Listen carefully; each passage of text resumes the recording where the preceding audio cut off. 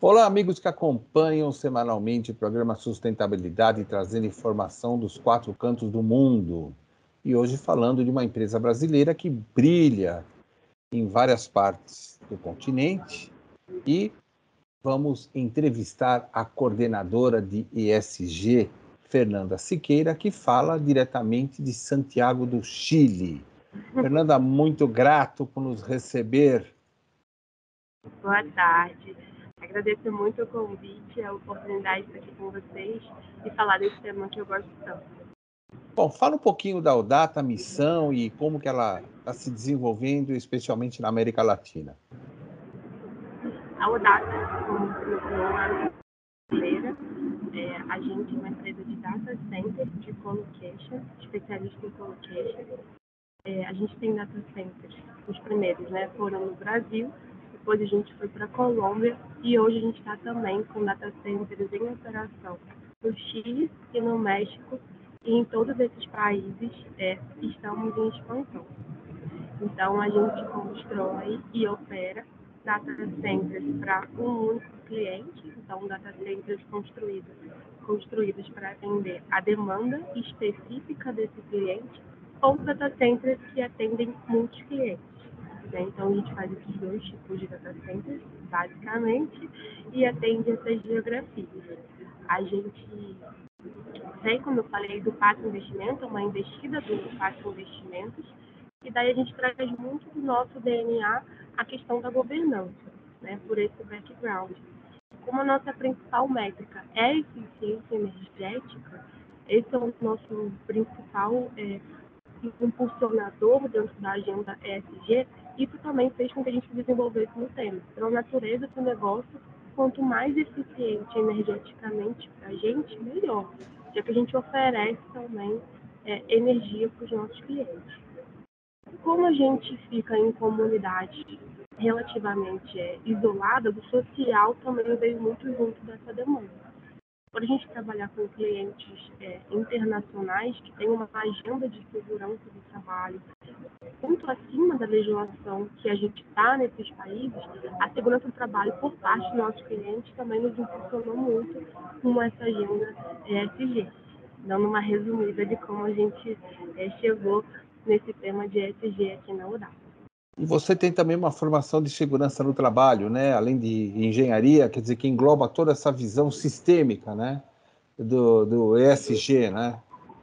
Sim, tanto em segurança do trabalho, voltada para as pessoas, quanto em segurança do trabalho, quanto segurança do processo, que visa aí a segurança em todo o processo produtivo. Quando a gente fala em ESG, o S do social atende tanto a comunidade que a gente está inserido, quanto as nossas pessoas. Então, a segurança do trabalho é uma agenda muito importante para a gente olha para fora, mas sempre olhando para dentro também, para a gente garantir a segurança dos nossos colaboradores. Quando a gente fala de data center, especialmente depois da chegada da pandemia e que felizmente foi contornada, quer dizer, o envolvimento da comunicação, né, e o papel do ESG, ele ficou quase que sinônimo ou um braço do seu próprio cliente, né? Quer dizer, você acaba participando da vida dos seus clientes como se você fosse um departamento dentro desse cliente, digamos assim. Como é que é esta interação? Cada empresa tem uma história, uma filosofia. É preciso se adequar a isso? Fala um pouco sobre essa experiência. Sim, os clientes nos impulsionam bastante. A gente constrói data centers, muitas vezes, específicos de acordo com as demandas de determinado cliente. Então, os clientes ficam dentro desse data center e a gente tem ali uma comunidade, que é cliente, é o data, os nossos fornecedores que convivem todo dia, e a gente tem uma junção de cultura.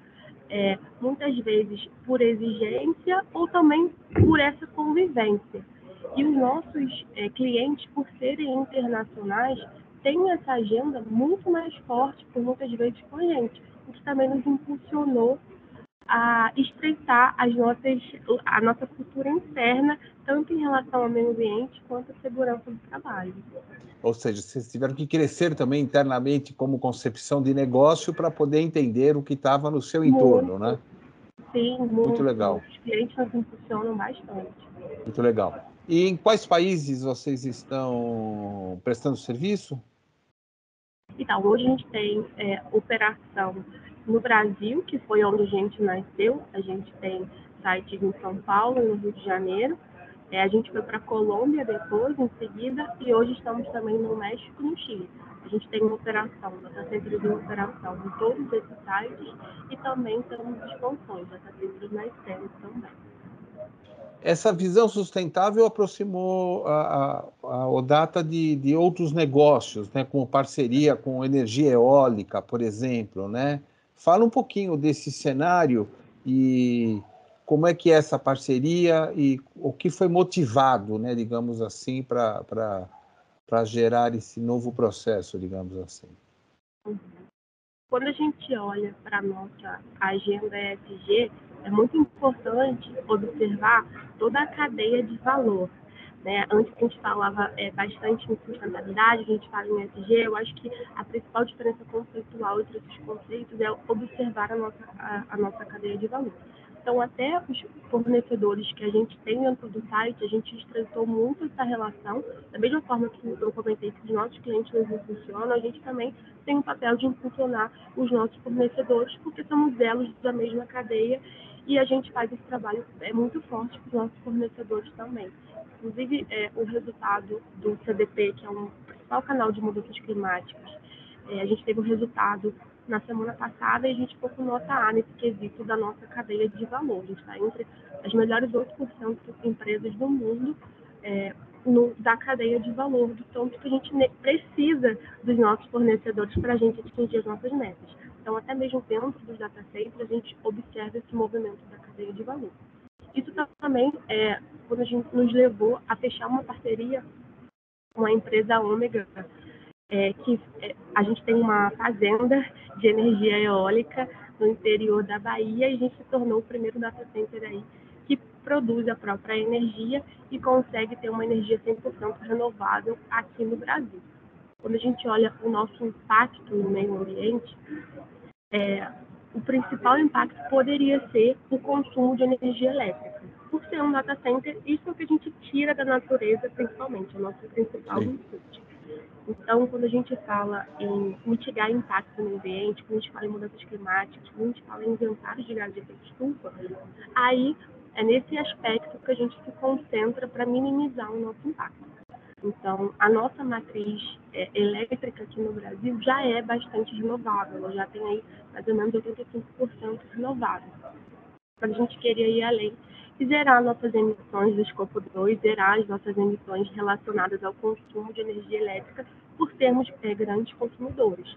Isso nos levou a fechar uma parceria com essa empresa Ômega recentemente e agora a gente se tornou 100% renovável. Então, toda essa energia que a gente consome vem da energia eólica e a gente não tem mais uma pegada de carbono relacionada a esse aspecto, o que poderia ser o nosso maior impacto no meio ambiente. Tá. Considerando que nem sempre a nossa audiência conhece algumas das colocações que você fez, tá?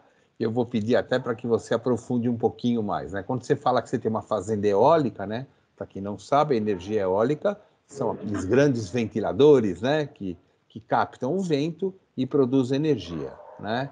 E aí, a partir disso, vocês possuem uma fazenda, ou seja, vocês possuem essas turbinas instaladas para captar a energia, né? É isso? É isso, a Ômega possui essas turbinas eólicas que produzem energia e a gente fez uma parceria com a Ômega, sendo agora quem recebe essa energia e se tornando renovável.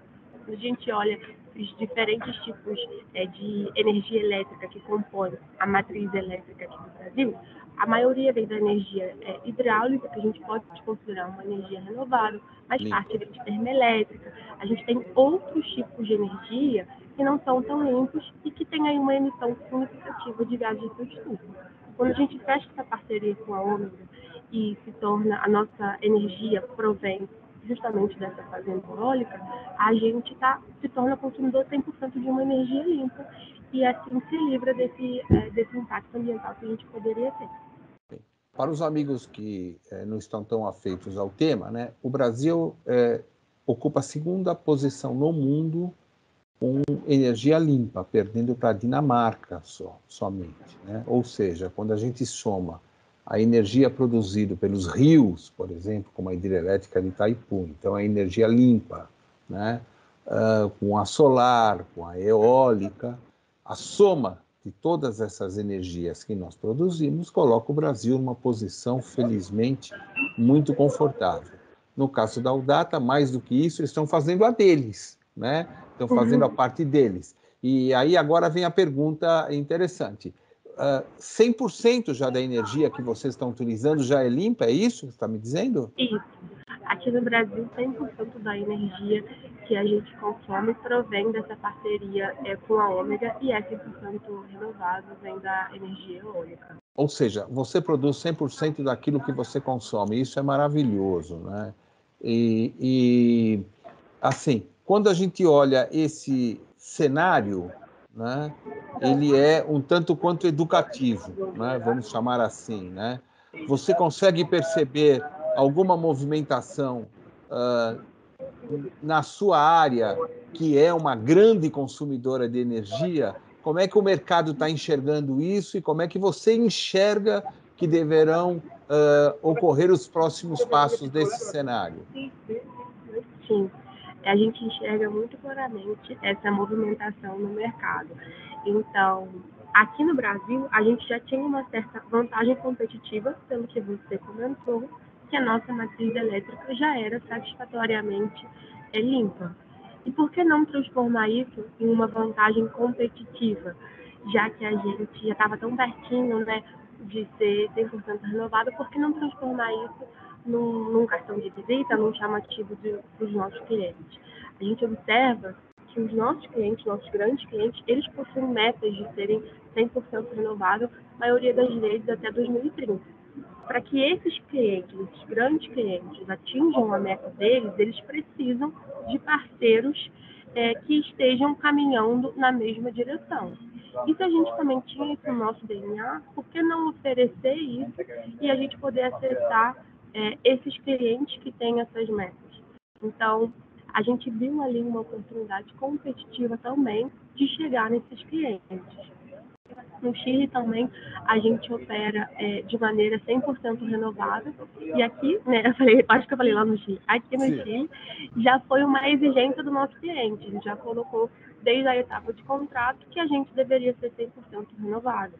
Então a gente observa muito isso no mercado, que hoje a gente vê empresas indo para essa direção, mas que no futuro isso já não vai ser uma opção, já não vai ser uma vantagem competitiva e vai ser o lugar comum.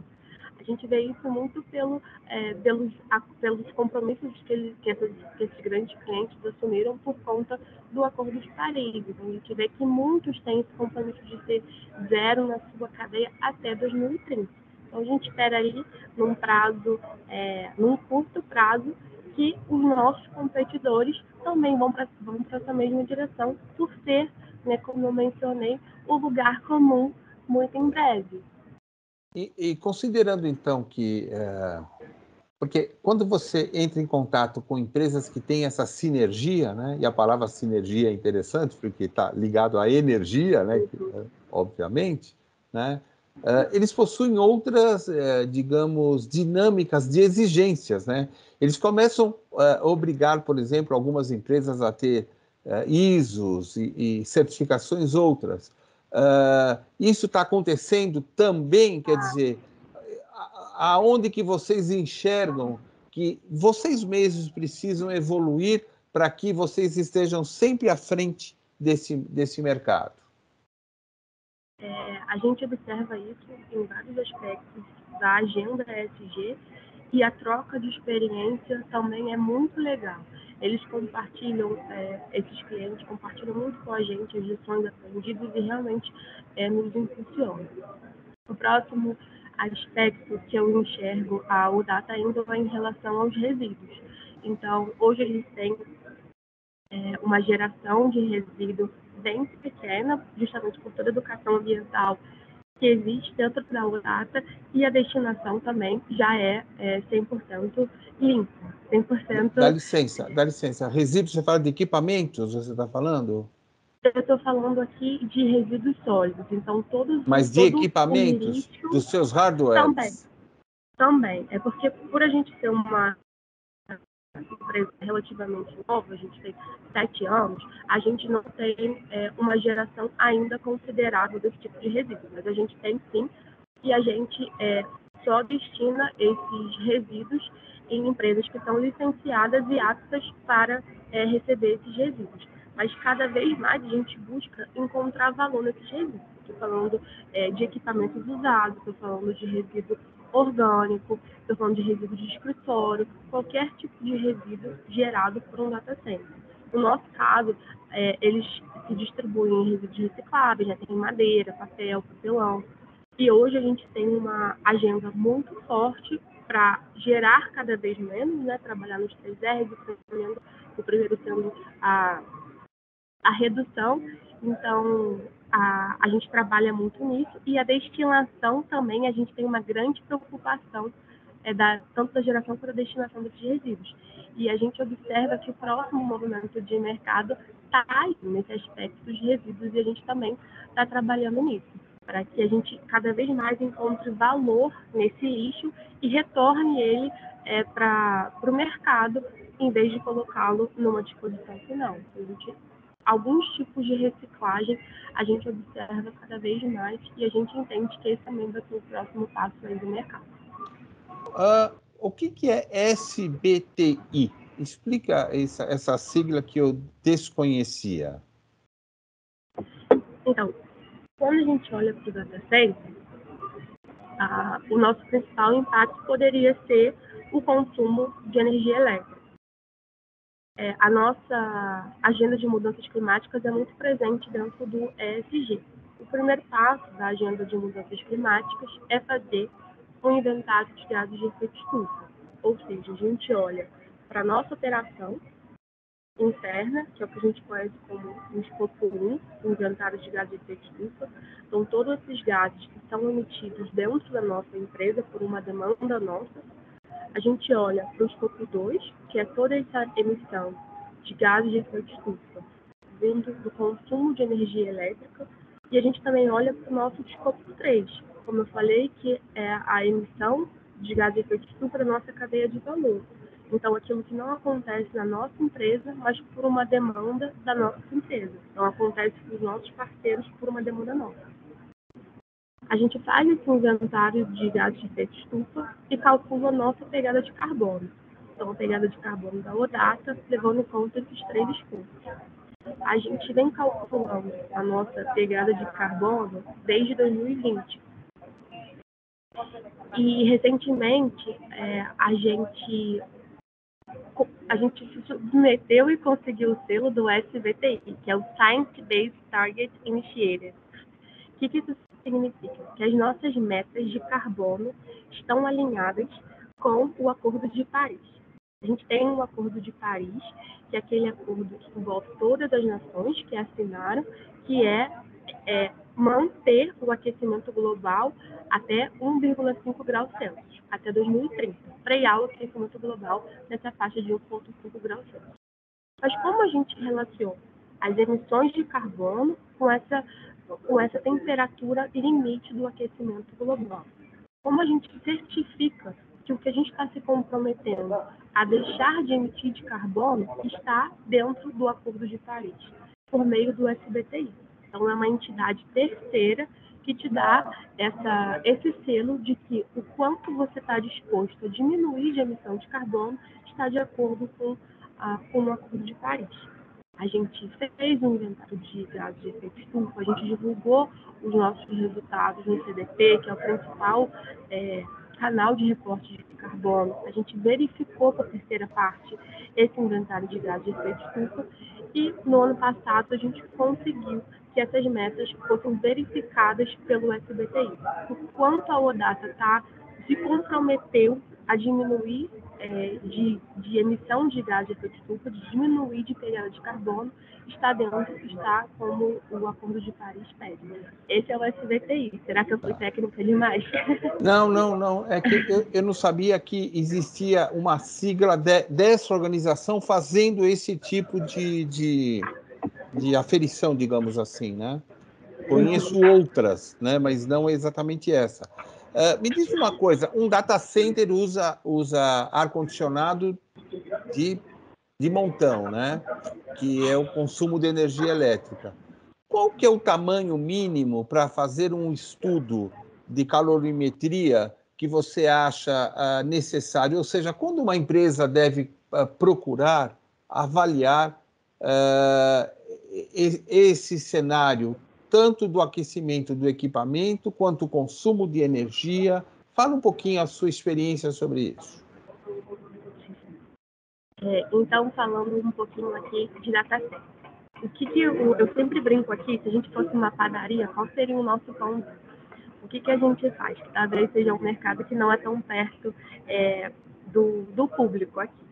O nosso pão do vinho é oferecer ao cliente um ambiente que tenha energia, que tenha disponibilidade de energia elétrica e um ambiente que seja refrigerado. Então, as nossas principais ofertas são energia elétrica, que a gente abordou bastante, e aqui a refrigeração. Quando a gente fala aqui em refrigeração, a gente pode ter um sistema de refrigeração que seja fechado, ou seja, a água gelada daquele sistema fica numa tubulação fechada e ela não evapora. Ou seja, a gente não tem uma perda de água por evaporação, que é a causa da maioria dos nossos data centers. E que é outra vantagem competitiva nossa, que é justamente o quão eficiente a gente é em água. E existe um outro tipo de tecnologia, que é o free cooling. Esse cooling faz com que os nossos aparelhos de ar-condicionado sejam mais eficientes e utilizem menos energia elétrica, a depender da temperatura do exterior. Então, é ótimo, do ponto de vista ambiental, ter esse tipo de tecnologia nos nossos sites, mas tem alguns limites, sendo o principal a temperatura exterior. Então, quando a gente está em muitas geografias, em São Paulo, no interior de São Paulo, aqui em Santiago, em Querétaro, na Colômbia, a geografia vai influenciar bastante no tipo de tecnologia que a gente vai ter. A maioria dos nossos sites tem essa tecnologia que é o free cooling, mas desde a etapa de projeto, a gente já faz esses estudos de resfriamento para entender se é ambiental, técnico e financeiramente viável ter esse tipo de tecnologia. Então, isso é abordado desde a época de projeto e passa por essas três vertentes, né? A técnica, que é compatível com as outras tecnologias que a gente vai instalar, o ambiental, a vantagem ambiental que a gente vai ter, porque passa por aspectos de uso de água, de energia elétrica e também o financeiro. A gente faz isso na época de projeto e hoje a maioria dos sites contam com esse tipo de tecnologia. Perfeito. Bom, nosso tempo está se esgotando. Queria te agradecer muito por você, entre um check-out e um check-in aí, você em trânsito fora do país, conceder essa entrevista muito esclarecedora, tecnicamente muito boa, e te cumprimentar em ver uma jovem com tantos diplomas, produzindo qualidade e levando informação saudável. Muito obrigado. Mande um abraço ao pessoal da Odata e os nossos canais estão abertos para que você possa, conforme o evoluir das coisas, retornarem para contar as novidades. Eu que agradeço. Muito obrigada. Eu adoro falar sobre sustentabilidade. Por favor, me chamem mais vezes, mais vezes, que aí, com certeza. Obrigada, viu? Foi muito legal. E pode escrever os artigos que a gente publica no nosso site, www.sustentabilidade.com.br. Nós temos biólogos escrevendo, temos gente premiada já nesse cenário todo, e vai ser um prazer poder abrir as portas da divulgação educativa para o mundo, tá? Fique à vontade, confortável com isso. Obrigada. Tá bom? Obrigada. O programa Sustentabilidade encerra mais uma versão, mais uma edição, melhor dizendo, onde a gente esclarece para o público aquilo que está rolando no mundo de pessoas que estão fazendo e acontecendo. Um grande abraço e até a próxima semana.